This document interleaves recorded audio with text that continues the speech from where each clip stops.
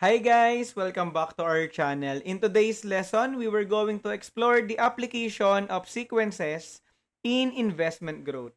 So you will learn how money can grow over time using patterns like arithmetic and geometric sequence. So let's get started. First, let's define investment growth. It refers to how the value of your money increases over time when you put it into a financial vehicle like a bank account, mutual fund, stocks, or even a small business. So, ibig sabihin, ang investment growth ay ang dahang-dahang paglaki ng pera kapag ininvest mo ito sa bangko, negosyo, o stocks. Okay, so this growth can happen in different ways. So, most commonly, through interest and market gains. So, when you deposit money in a bank, it grows through simple or compound interest. So, ito yung previous topic natin, no? Kung saan yung dinedeposit nating pera sa bangko is nag-earn ng interest. Tama? Or ng tubo. So, ibig sabihin, yung pera natin or yung value ng pera natin is tumataas. Nakuha ba?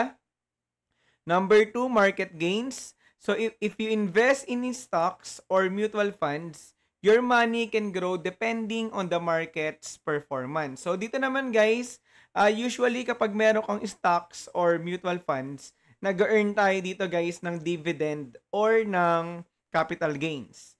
Okay? And bukod pa dito, bukod sa dividend, yung value ng stocks natin is tumataas din. Okay? So tandaan, when a company becomes more valuable, the price of its shares increases. Okay, so naintindihan nyo ba guys yung ibig sabihin ng investment growth? Next is how sequences and series are used in investment growth. So when you earn interest every year, your investment grows in a pattern. And that pattern can often be described using a sequence. Okay, so sabi dito guys, kapag yung pera natin is nag-earn ng interest every year, it follows a pattern. Okay, so usually that is a sequence. So may dalawa tayong sequence na pinag-aaralan. Isang arithmetic and yung isa geometric sequence. Tama? So if you are earning the same amount of interest each year, that is similar to an arithmetic sequence. So kapag yung earnings natin is same amount every year guys, ang sequence daw natin is arithmetic. Okay, kung saan yung same amount na na-earn natin, that is our common difference. But when your money grows by a fixed percentage, like 5% per year, it forms a geometric sequence because each year the amount multiplies. So kapag yung pera naman daw natin guys is nag-grow by a fixed percentage, for example, yung 5% or 10% per year, it follows a geometric sequence. Okay? So now let's move to our example number 1. J-Mark invested in a small business. In the first year, his earnings were 2,000 pesos. So each year, his earnings doubled. So how much will he earn in the 8th year? So dito guys, si J-Mark daw is nag-invest sa small business, no? So during his first year, ang earnings niya raw is 2,000 pesos. Tama? So, sabi dito, yung earnings daw ni J-Mark is dumodoble every year. Tama? So, ang problem natin, how much will he earn in the 8th year? So, ibig sabihin, this is an example of geometric sequence. Bakit geometric? Since yung earnings natin is dumodoble, ibig sabihin, nagmumultiply tayo by 2. Tama? So, identify na natin ngayon yung ating mga given values. So, in the first year, his earnings were 2,000 pesos. So, ibig sabihin, ito yung ating A sub 1 o yung first value. Tama? So, this time, ang common ratio natin is yung doubled. Ibig sabihin, times 2. Okay? And then, how much will he earn in the 8th year? So, ang number of terms natin is 8. Okay? Since ang pinapahanap is yung pang 8. Okay? So, ang problem natin is to find A sub 8. Okay, yung 8th term. Now, second step natin, substitute the values to the formula. So, this time, ang gagamitin natin is yung n term ng geometric sequence. Yung A sub n equals A sub 1 times r raised to n minus 1. Okay, so substitute natin guys yung ating mga given values. A sub n, that is a sub 8, equals a sub 1, which is 2,000. R is equal to 2. Then raised to n minus 1, so this is 8 minus 1.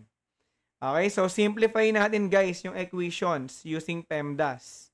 So 8 minus 1, that is 7. Tama?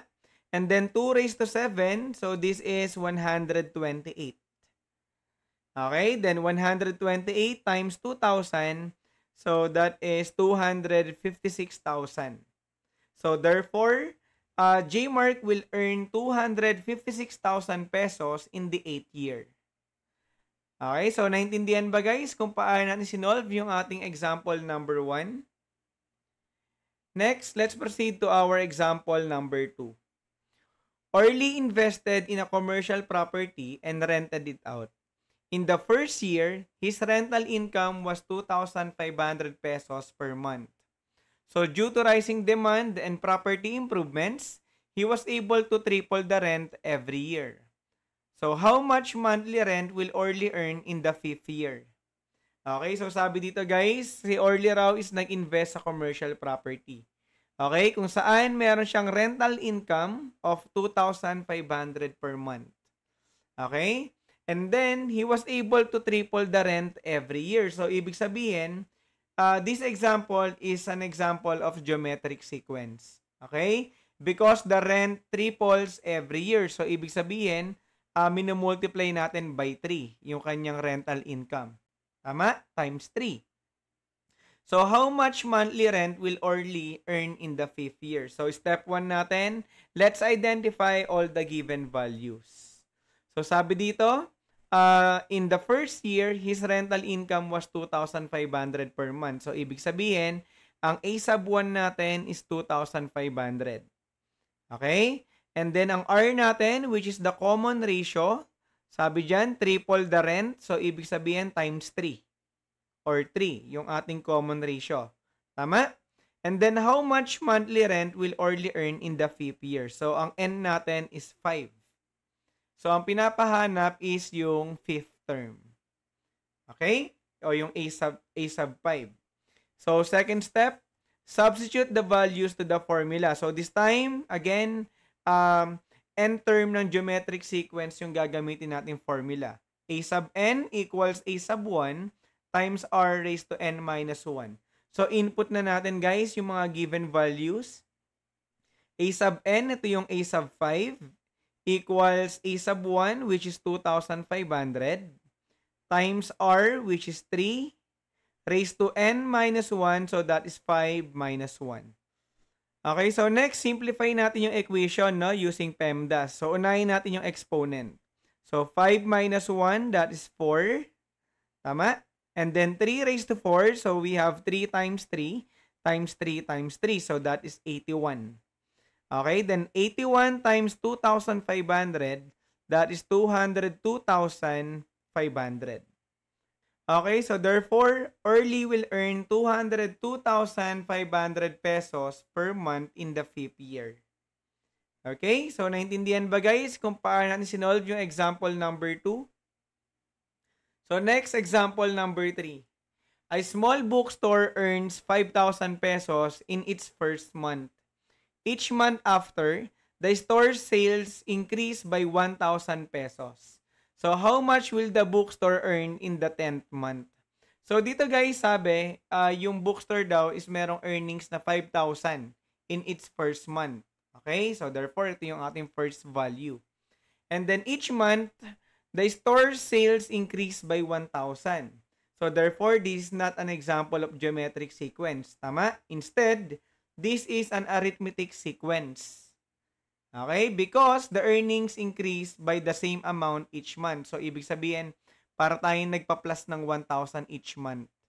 Okay? So, kung nagpa-plus tayo, that is an arithmetic sequence. Okay? So, how much will the bookstore earn in the 10th month? Okay? So, solve natin. First, let's identify all the given values. So, 5,000 in its first month. So, ibig sabihin, yan yung ating A sub 1. Okay? So, dahil ito ay arithmetic sequence, we have a common difference, no? Yung din natin, which is 1,000 pesos. And then, sabi dyan, how much will the bookstore earn in the 10th month? So, ang N natin is equal to 10. Kung saan, ang hinahanap natin is yung A sub 10. Tama? So, ngayon, substitute natin to guys sa ating formula. So, this time, ang gagamitin natin is yung n term ng arithmetic sequence. Okay? Yung A sub n equals A sub 1 plus the quantity of n minus 1 times d. Okay, so next, substitute natin guys yung ating mga given values. So A sub n, we have A sub 10 equals A sub 1 which is 5,000 plus the quantity of n minus 1 which is 10 minus 1. Okay, and then yung common difference, we have 1,000. So simplify natin guys using PEMDAS. So magsimula tayo dito sa may parentheses. So 10 minus 1, that is 9. And then 9 times 1,000, that is 9,000. And then 5,000 plus 9,000, we have 14,000. Tama? So therefore, the bookstore will earn 14,000 pesos in the 10th month. Okay, so naintindihan ba? And that's it for our lesson today. I hope you were able to understand the topic. So if you have any questions or clarifications, feel free to drop a comment below. Thank you guys for watching. This is Prof. D. See you in the flip side. Bye!